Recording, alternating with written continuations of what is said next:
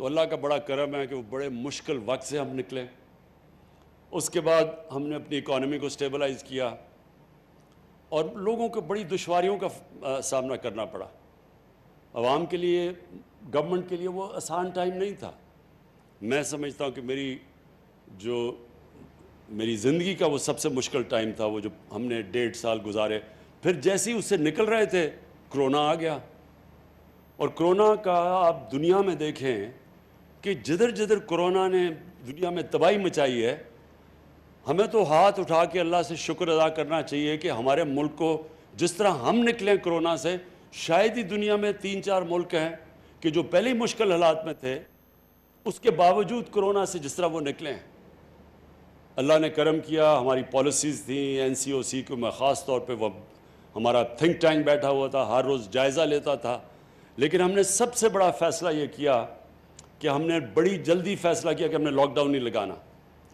ایک بڑا خوشائند دن ہے، اور میں اس کی وجہ آپ کو یہ بتاتا ہوں کہ اس کے 2 پہلو ہیں. ایک تو یہ special economic zone industrial park بن رہی ہے، اور فیوچر پاکستان کا انڈسٹریلائزیشن میں. یعنی اگر ایک قوم کی دولت میں اضافہ ہونا ہے، ویلتھ کریشن ہونی ہے، تو وہ انڈسٹریلائزیشن کے بغیر نہیں ہو سکتی. اور دوسری اس کی خوشی کی بات یہ ہے کہ ہماری یہ جو رشیا کا اکنامک زون ہے، اس کی کولیبریشن یہ CPEC کے اندر آتا ہے، یعنی جو چائنا پاکستان اکنامک کوریڈور کا حصہ ہے. یہ بھی بڑی خوشائند چیز پاکستان کے لیے اس لیے ہے کہ آج اگر دنیا میں جو سب سے تیزی سے ملک ترقی کر رہا ہے وہ چائنا ہے، اور اس کی جو ترقی ہے اس سے ہم سب سے زیادہ سیکھ سکتے ہیں. جو مغرب کے ملکوں کی انڈسٹریلائزیشن ہے وہ پرانی ہے، اور وہ اس سے ہم ریلیٹ نہیں کر سکتے. یعنی اس کی جو انڈسٹریلائزیشن ہے اس سے پاکستان اتنا نہیں سیکھ سکتا. لیکن چائنا کی سب سے ریسنٹ، یعنی جو انڈسٹریلائزیشن ہے وہ پچھلے 30-40 سال میں چائنا انڈسٹریلائز ہوا ہے، اور جس تیزی سے ہوا ہے اس سے ہم بہت کچھ سیکھ سکتے ہیں. میں رشیا کے اکنامک زون کے لیے ایک چیف منسٹر صاحب آپ کو پہلے ایک وارننگ دے دوں. یہ جو مجھے آپ دکھا رہے تھے کہ اس میں بڑا انٹرسٹ ہے لوگوں کی، اس کو کالونائز کرنے کا، زمینیں خریدنے کا. یہ ان کی زمینوں کو بالکل بیچیں نہ. یہ تو بڑا اچھا ہو گیا کہ ہمارا سینچری سٹیل آ چکا ہے، چائنیز کی فرم، وہ تو آ گئی. لیکن ان کو لیز پہ رکھیں، اور لیز پہ کم پیسے پہ لیز کریں، کیونکہ جو بیچیں گے، خطرہ یہ ہے کہ جب آپ ان کو زمینیں بیچیں گے یہ پھر ریل اسٹیٹ بن جاتی ہے. ہماری جو کئی انڈسٹریل زونز ہیں وہ ریل اسٹیٹ اسپیکولیشن میں چلی جاتی ہیں. قیمتیں اتنی بڑھ جاتی ہیں وہاں کہ وہ جو انڈسٹری ہے وہ وہاں آتی نہیں ہے. کیونکہ انڈسٹری اگر پہلے اتنی مہنگی زمین خریدے گی، پھر اس کے اوپر انڈسٹری لگائے گی، تو اس کے پاس نفع تو نہیں بچنے لگا زیادہ. اس لیے وہ انڈسٹریلائزیشن کے سامنے بہت بڑی رکاوٹ ہے کہ یہ جب اسپیکولیشن میں زمینیں بکنی شروع ہو جاتی ہیں. لہٰذا ان کو لیز پہ دیں، کیونکہ میں یہ چاہتا ہوں کہ صحیح معنی میں جو لوگ انڈسٹری لگانا چاہتے ہیں وہ یہاں آئیں، بجائے اس کے کہ لوگ جو پراپرٹی کا وہ جو سارا پاکستان میں اسپیکولیشن میں کام شروع ہو جاتا ہے، یعنی پراپرٹی کی قیمتیں بڑھتی جاتی ہیں صرف اسپیکولیشن پہ. دوسری چیز جو پاکستان کو سب سے زیادہ ضرورت ہے، ایکسپورٹ کے لیے انڈسٹری لگیں. ہمارا مسئلہ کیا رہا ہے آج تک؟ جب سے پچھلے 50 سال سے، اس سے پہلے پاکستان بڑی تیزی سے انڈسٹریلائز ہو رہا تھا. ہمارا مسئلہ یہ رہا کہ ہم نے ایکسپورٹس کے اوپر توجہ نہیں دی. اب جب تک آپ دوسری دنیا کو چیزیں زیادہ بیچیں گی نہیں، آپ کی دولت کیسے بڑھے گی؟ تو اگر آپ کی ایکسپورٹس نہیں بڑھتی تو ملک کی دولت تو نہیں بڑھنے لگی. اور صرف ہم اگر اپنی اناج بیچیں، گندم بیچیں، چینی بیچیں یا چاول بیچیں، اس سے تو پاکستان امیر نہیں ہونے لگا. ہماری جو اوسط آمدنی ہے اس سے تو اوپر نہیں جائے گی. تو چائنا سے جو ہم سیکھ سکتے ہیں، انہوں نے جو انڈسٹریلائز کیا، انہوں نے جو انڈسٹریلائزیشن تھی، انہوں نے خاص توجہ اپنی ایکسپورٹس پہ دی. ان کی جو اسپیشل زونز بنی انڈسٹری کی، وہ اس میں صرف شروع میں ایکسپورٹ کے لیے انہوں نے دنیا سے انڈسٹریز کو کہا کہ آ کے یہاں سے ایکسپورٹ کرو، اور ادھر سے ان کی ڈیولپمنٹ شروع ہوئی. ہم نے کبھی بھی ایکسپورٹس کے اوپر توجہ نہیں دی. تو یہ جو رشا کئی کی جو انڈسٹریل اسٹیٹ جو اسپیشل اکنامک زون بن رہی ہے، اور وہ بھی سی پیک کے نیچے، یہ ہمارے لیے ایک بہت بڑی اپرچونٹی ہے کہ جو آپ کی یہاں اتھارٹی بنے گی، اس کے لیے بڑا ضروری ہے کہ پریفرنس دیں. اگر زیادہ لوگ آنا چاہیں، ایکسپورٹ کی انڈسٹری کو پریفرنس دیں. اور دوسری چیز کہ ون ونڈو آپریشن، کیونکہ آپ نے اب اتھارٹی بنائی ہے، اس کا مقصد ہی یہ ہے کہ جب ایک انویسٹر آتا ہے اس کے لیے آسانیاں پیدا کریں. جتنا انویسٹر کے لیے آسانیاں پیدا کریں گے، اتنے زیادہ انویسٹر آئیں گے. ہمارے اب تک بدقسمتی سے ہم انویسٹر فرینڈلی کنٹری نہیں رہے. ہم انویسٹرز کے لیے آسانیاں نہیں ہم نے پیدا کی. سمپل یہ لاجک یہ ہے کہ ایک انسان، میں اگر اب میرے پاس پیسہ ہے اور میں کچھ کاروبار شروع کرنا چاہتا ہوں، تو میں کاروبار تو تب شروع کروں گا اور اس میں سے مجھے نفع ملے گا. میں خیرات کے لیے تو کاروبار نہیں لگاتا. تو انویسٹر ادھر آتا ہے جدھر اس کو پروفٹس ملیں. تو پروفٹس ملنے کے لیے گورنمنٹ کا کام ہے ان کے لیے آسانیاں پیدا کریں، اور یہ جو اسپیشل اکنامک زونز ہیں ان کے اندر انسینٹیوائز کریں. اس وقت چائنا کے اندر بہت ان کی انڈسٹری ہے، کیونکہ ان کی جو لیبر کی قیمتیں ہیں جو وہ اتنی اونچی بڑھتی جا رہی ہیں کہ ان کی بہت سی انڈسٹری ہیں جو اب دوسرے ملکوں میں جا رہی ہیں جدھر مزدوروں کی کم قیمت ہے، یعنی لیبر کی تنخواہیں کم ہیں. بنگلہ دیش جا رہی ہیں، ویتنام جا رہی ہیں. تو ہم پوری اب کوشش کر رہے ہیں، میری گورنمنٹ پوری کوشش کر رہی ہے کہ ہم ان کو وہی انسینٹیوز دیں تاکہ وہ بجائے ادھر جانے کے پاکستان آئیں. کیونکہ ہمارے اس وقت پاکستان ایک اٹریکٹیو جگہ بن سکتی ہے. صرف ہمارا مسئلہ یہ ہے کہ وہ جب انویسٹر آتا ہے تو ہم اس کے لیے اس طرح کی آسانیاں نہیں پیدا کرتے، اس کی رکاوٹیں نہیں دور کرتے. تو وہ بھی ہماری پوری اب بورڈ آف انویسٹمنٹ کے ساتھ ہم بیٹھ کے، اور میں خود پرائم منسٹر آفس خود، اب ہماری پوری کوشش یہ ہے کہ جو ایک تو انسینٹیوائز کریں تاکہ ہم اٹریکٹ کریں باہر سے بھی، اپنے لوگوں کو بھی، اپنے جو انڈسٹری لگانے والے ان کو بھی ہم اٹریکٹ کریں اور ان کو انسینٹیوائز کریں. کوئی ضرورت نہیں کہ پاکستانی جا کے اب دبئی میں بھی فیکٹریاں لگا دیتے ہیں، بنگلہ دیش بھی کہیں ملیشیا چلے جاتے ہیں. تو پاکستان میں کیوں نہیں انویسٹ کرتے؟ اور اس کی بہت بڑی وجہ یہ ہے کہ ہماری ذہنیت ابھی تک یہ نہیں رہی کہ ہم انویسٹر کو اٹریکٹ کریں، اور اس کو اتنے ہم چکر دیتے ہیں، وہ کبھی اس آفس میں، کبھی فلانے آفس میں، کبھی کوئی رکاوٹ آ جاتی ہے اور وہ پھر اینڈ میں چھوڑ کے چلے جاتے ہیں. تو میری پوری کوشش یہ ہے کہ میری گورنمنٹ کی اب سوچ ایسی ہو کہ سب سے زیادہ بڑا وی آئی پی وہ ہے اس ملک میں جو نوکریاں پیدا کرتا ہے، جو ملک کی ایکسپورٹس بڑھاتا ہے، جو انڈسٹری سیٹ اپ کرتا ہے. اس کے لیے ہم اس کے لیے آسانیاں پیدا کریں.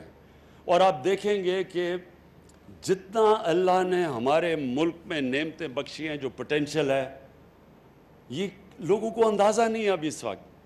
اب یہ دیکھیں کہ ہمارے جو حالات تھے آج سے 2.5 سال پہلے، پاکستان بینکرپٹ تھا.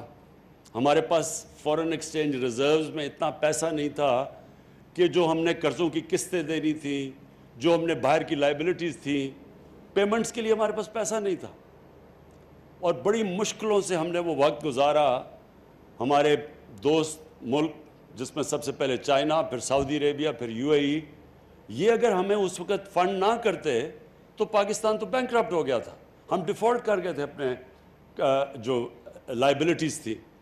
اور ڈیفالٹ کا مطلب یہ، تاکہ لوگوں کو سمجھ آ جائے، ڈیفالٹ کا مطلب یہ ہوتا ہے کہ آپ کا جو کرنسی ہے وہ گر جاتی ہے، کیونکہ اب باہر سے انفلوز بند ہو جاتی ہیں، ڈالرز آنے کم ہو جاتے ہیں.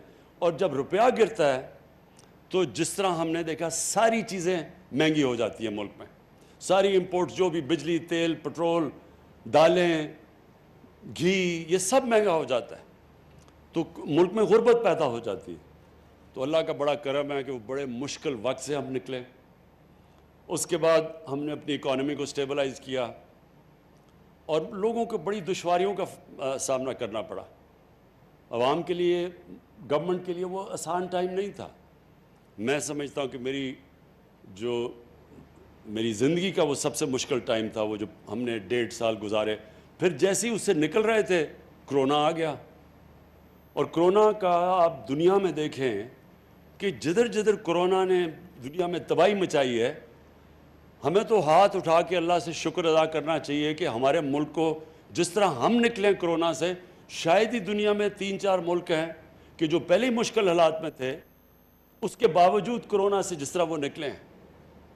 اللہ نے کرم کیا، ہماری پالیسیز تھیں، NCOC کو میں خاص طور پہ وہ ہمارا تھنک ٹینک بیٹھا ہوا تھا، ہر روز جائزہ لیتا تھا، لیکن ہم نے سب سے بڑا فیصلہ یہ کیا کہ ہم نے بڑی جلدی فیصلہ کیا کہ ہم نے لاک ڈاؤن نہیں لگانا، کیونکہ لاک ڈاؤن سے غربت پیدا ہوتی ہے، غریب کچلا جاتا ہے۔ امیر ملکوں میں بھی غریب لاک ڈاؤن سے کچلے گئے ہیں، تو ہمارا ملک تو پہلی مشکل حالات میں تھا۔ اگر ہم جو ایک وقت پر بہت بڑا پریشر ڈال رہے تھے کہ جی لاک ڈاؤن لگا دو، کہ FIR کاٹو کہ عمران خان کی وجہ سے لوگ مر رہے ہیں، وہ اگر پریشر میں آ کے لاک ڈاؤن لگا دیتا تو ہمارا وہ حال ہونا تھا جو آج ہندوستان کا حال ہے، کہ نہ کرونا سے بچنا تھا، کیونکہ غریب لوگوں کو، آپ بھوکے لوگوں کو تو آپ لاک ڈاؤن نہیں کر سکتے۔ آپ آدمی کو کہیں گے جی ہم آپ کو اس لیے بند کیا ہوا ہے کیونکہ بیماری نہ لگ جائے، لیکن وہ بھوک سے مار رہا ہے، وہ کتنی دیر اندر کمرے میں اپنے 4-5 بچوں سے اور فیملی سے بند رہے گا؟ وہ ہو ہی نہیں سکتا۔ ہندوستان میں انہوں نے کوشش کی، وہ نہیں ہوئی، تو کیسز بھی بڑھتے گئے، غربت بھی بڑھتی گئی۔ تو ہم نے جب فیصلہ کیا، اپنے لوگوں کو غربت سے بھی بچایا، اکانومی ہم نے بڑی جلدی کھول دی، کنسٹرکشن بڑی جلدی کھول دی، ہم نے اپنے ایگریکلچر کو بالکل روکا نہیں، اور ساتھ ساتھ ہم نے وہ جو سلیکٹیو جس کو کہتے ہیں سمارٹ لاک ڈاؤن، اس سے اپنے لوگوں کو بھی بچا لیا۔ اور آج اللہ کا کرم ہے کہ ہمارے سارے مخالف خود حیران پھر رہے ہیں کہ یہ ہوا کیا ہے کہ ایک دم تقریباً 4% گروتھ ریٹ پاکستان کی جو ابھی نظر آئی ہے، وہ سب کو، کیونکہ انہوں نے پہلے تو اتنی تنقید کی تھی کہ ملک تباہ ہو گیا، تو وہ سارے حیران بیٹھے ہیں، وہ کہتے ہیں جی جھوٹ بول رہے ہیں، یہ 4% گروتھ ریٹ ہی نہیں ہے۔ تو میں ان کو یہ کہتا ہوں کہ میں وہ کیپٹن تھا جو نیوٹرل امپائر لے کے آیا تھا۔ ہم دھاندلی سے جیتنے والے نہیں ہیں، ہم نیوٹرل امپائر سے جیتنے والے ہیں انشاءاللہ۔ یہ ایک بڑی خوشائن چیز ہے، ملک اب اس راستے پہ نکل گیا کہ آپ دیکھیں گے کہ ہماری انڈسٹری بھی بڑی تیزی، لارج سکیل مینوفیکچرنگ تیزی سے گرو کر رہی ہے۔ یہ سب سے بڑی انڈیکیٹر ہوتا ہے کہ ملک اب آگے، ملک کی دولت بڑھ رہی ہے۔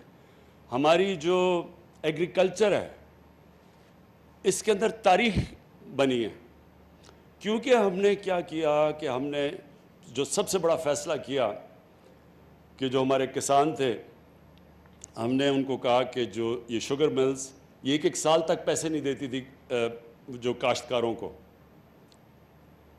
اور پھر یہ جو ان کو پرائس بھی ہوتا تھا، اگر 180 روپیہ پرائس فکس کیا گیا گنے کا، تو وہ 180 بھی نہیں دیتی تھی، وہ ایک ورڈ یوز کرتے ہیں کٹوتی ہوتی تھی بیچ میں سے، وہ 120 پہ ان کو کیش پہ فارغ کر دیتے تھے۔ ہماری گورنمنٹ نے ان کو کہا کہ آپ نے فوری طور پہ پیسہ بھی دینا ہے اور پوری قیمت دینی ہے۔ اس قیمت سے اور جلدی پیسے ملنے سے جو پیسہ گیا کسانوں کے پاس، انہوں نے اپنی زمینوں پہ لگایا۔ اس باری ریکارڈ پیداوار چاول کی، مکئی کی، گندم کی، گنے کی ریکارڈ پیداوار ہوئی ہے، تو ریکارڈ پیداوار اور پیسے بھی ریکارڈ ملے ہیں ان کو۔ اس کی وجہ سے خوشحالی آئی ہے، سارے دیہاتوں کے اندر ٹریکٹرز کی ریکارڈ سیل ہوئی ہے، موٹر سائیکلوں کی سیل ہوئی ہے، گاڑیوں کی سیلز ہوئی ہیں، فرٹیلائزر یعنی کھادوں کی سیل ریکارڈ ہوئی ہے۔ اس سے ہوا کیا ہے کہ سارے ملک کی اکانومی اٹھنی شروع ہو گئی ہے، اور ساتھ انڈسٹری بھی چل پڑی ہے۔ تو آگے میں اپنی قوم کو یہ بھی کہنا چاہتا ہوں کہ بڑا انشاءاللہ اچھا وقت آ رہا ہے۔ ہمارا ملک وہ جو بڑے مشکل وقت سے تھا، میں جو لوگوں کو کہتا رہتا تھوڑا صبر کرو، گھبرانا نہ، لوگ گھبرا جاتے تھے، کیونکہ زندگی کبھی سٹریٹ لائن میں تو جاتی نہیں ہے، اونچ نیچ ہوتی ہے زندگی میں۔ تو جب نیچ آتی ہے زندگی میں تو انسان کو صبر کرنا چاہیے۔ قرآن میں اللہ نے کہا ہے کہ جو انسان کی سب سے اچھی صفت اللہ کو پسند ہے، مشکل وقت میں صبر کرنا، وہ کرتا ہے جس پہ اللہ کے ایمان ہوتا ہے۔ اور پھر قرآن کی آیت ہے کہ ہر مشکل کے بعد میں آسانی پیدا کرتا ہوں، لیکن یہ ایمان والے لوگوں کے لیے۔ اور اللہ کا کرم ہے کہ اب ہمارے لیے جو بہت مشکل وقت تھا وہ نکل گیا. جو میں اپنی قوم کو آگاہ کرنا چاہتا ہوں، جو اب خطرہ ہے ایک، وہ خطرہ یہ ہے کہ جیسے جیسے اب ہماری اکانومی بڑھتی جا رہی ہے، پریشر اب پڑے گا ہمارے کرنٹ اکاؤنٹ کے اوپر. کرنٹ اکاؤنٹ کا مطلب ہوتا ہے کہ ڈالر ملک میں کتنے آ رہے ہیں اور ڈالر ملک سے باہر کتنے جا رہے ہیں. ابھی تک جو پچھلے 8-10 مہینے میں ہمارا کرنٹ اکاؤنٹ، جو جب ہمیں ملی تھی گورنمنٹ 2.5 سال پہلے، 20 ارب ڈالر کا خسارہ تھا. پاکستان کی تاریخ کا سب سے بڑا خسارہ ہمیں ملا تھا. اب پچھلے 10 مہینے سے جو ہمارا کرنٹ اکاؤنٹ ہے وہ سرپلس پہ ہے. تو ہمارے ملک میں زیادہ ڈالرز آ رہے ہیں بنسبت باہر جانے کی، جس کی وجہ سے ہمارا روپیہ، یہ بھی پاکستان میں تاریخ پہ بڑا کم ہوا کہ پچھلے کتنے مہینے میں ہمارا روپیہ مضبوط ہوتا گیا ہے. اور ہم کوئی مارکیٹ کے اندر ہم نے پیسے نہیں، ڈالر نہیں پھینکے، خود ہی مارکیٹ فورسز سے مضبوط ہوتا گیا ہے. اس کا مطلب ہمارے ریزروز بڑھتے گئے ہیں. تو ملک اس وقت ٹھیک جگہ پہ کھڑا ہے. لیکن خطرہ یہ ہے کہ جیسے جیسے ہماری اکانومی گرو کرے گی تو ہمیں امپورٹس کی زیادہ ضرورت پڑے گی، ہمیں مشینیں باہر سے زیادہ بلانی پڑیں گی. جب تک ہمارے ملک خود یہ چیزیں نہیں بناتا، تو خطرہ یہ ہے کہ ہماری جیسی جیسی اکانومی گرو کر رہی ہے، ہماری کرنٹ اکاؤنٹ کے اوپر پریشر پڑے گا، ہمارے ملک سے زیادہ ڈالرز باہر جانا شروع ہو جائیں گے بنسبت اندر آنے کے. اس سے ہم نے اب بچنا ہے. ابھی تک تو ہمیں اوورسیز پاکستانیوں نے وہ کام کیا ہے جو کبھی پاکستان کی تاریخ میں پہلے نہیں کیا. ریکارڈ ریمیٹنسز بھیجی ہیں انہوں نے ہمیں، وہ پیسہ بھیجا جس کی وجہ سے، بہت بڑی وجہ کہ ہمارا روپیہ مضبوط ہے. تو انشاءاللہ ہم جو اب پلاننگ کر رہے ہیں کہ جس کو کہتے ہیں سسٹینیبل گروتھ، کہ ہم جب اب اپنے ملک کو آگے بڑھائیں گے تو ساتھ ساتھ ہم نے اس کے اوپر نظر رکھنی ہے کہ ہمیں پھر کبھی IMF کے پاس نہ جانا پڑے. IMF کے پاس ہمیں اس لیے جانا پڑتا ہے کہ جب ہمارا کرنٹ اکاؤنٹ ڈیفیسٹ میں چلا جاتا ہے، خسارے میں چلا جاتا ہے، ڈالرز کی کمی ہو جاتی ہے، روپے کے اوپر پریشر پڑ جاتا ہے، لہٰذا ہمیں پھر IMF کے پاس جا کے ان سے پیسے مانگنے پڑتے ہیں. تو ہم اب جس طرح جا رہے ہیں، ہماری کوشش یہ ہے کہ یہ اور اس طرح کی جو رشیا کا اکنامک زون ہے، اس سے ایکسپورٹس ہماری بڑھیں گی. تو ہم نے وہ پیریڈ، جب تک ہماری ایکسپورٹس بڑھتی نہیں ہیں، اس سطح پہ ہم نے پوری کوشش کرنی ہے کہ ہم نے ہر طرح، اور زیادہ تر ہم ریمیٹنسز اوورسیز پاکستانی سے، اور ہم ان کو انسینٹیوائز کریں گے کہ بینکوں کے تھرو وہ اپنا پیسہ بھیجیں. اس سے یہ ہوگا کہ جب تک ہماری ایکسپورٹس، جس طرح یہ رشیا کا اور بھی ہم نے اکنامک زون جو سی پیک کے بیچ میں بنائے ہوئے ہیں. اب جو اگلا فیز سی پیک کا ہے وہ یہ انڈسٹریل زونز کا ہے. پہلے تو کنیکٹیوٹی تھی اور پاور سیکٹر میں انویسٹمنٹ تھی، اب انویسٹمنٹ آ گئی ہے یہ اس کے اندر جو انڈسٹریل زونز ہیں. اور انڈسٹریل زون سے انشاءاللہ ایکسپورٹ شروع ہوگی، اور ایکسپورٹ سے پھر ہم بچ جائیں گے کہ جو ہر تھوڑی دیر کے بعد جب ہم اوپر جانے لگتے ہیں ہمارا کرنٹ اکاؤنٹ خسارے میں چلا جاتا ہے، پھر بریک لگ جاتی ہے، پھر ہمیں پیسے مانگنے پڑتے ہیں. تو انشاءاللہ ان انڈسٹریل زون سے ہم اتنی زیادہ ایکسپورٹ کریں گے کہ ہمیں پھر اس ٹریپ میں نہ پھنسنا پڑے.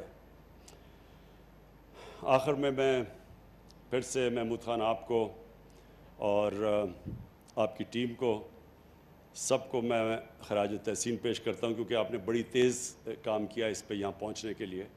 اور مجھے پورا اس چیز کا علم ہے کہ ہمارے ملک میں ابھی عادت نہیں ہے کہ ہم انڈسٹری کو سپورٹ کریں اور کیسے ہم اس کو انسینٹیوائز کریں. تو ابھی بھی ہم رکاوٹیں ڈال دیتے ہیں. تو جو بھی آپ کو رکاوٹیں آئیں گی اس میں، آپ نے پلیز مجھے آگاہ کرنا ہے. اور میں آپ کو یقین دلاتا ہوں کہ ہم اب پوری فیڈرل گورنمنٹ کا مقصد ہی یہ ہے کہ ہم اپنے ملک میں انڈسٹری پروموٹ کریں. اور یہ جو بھی آپ کو مسئلے آئیں گے ہمارے سے اس میں، رشا کئی میں، جدھر بھی آپ پھنسیں گے آپ ہمیں بتائیں گے، اور انشاءاللہ آپ کی ساری ہم رکاوٹیں دور کریں گے. بہت بہت شکریہ.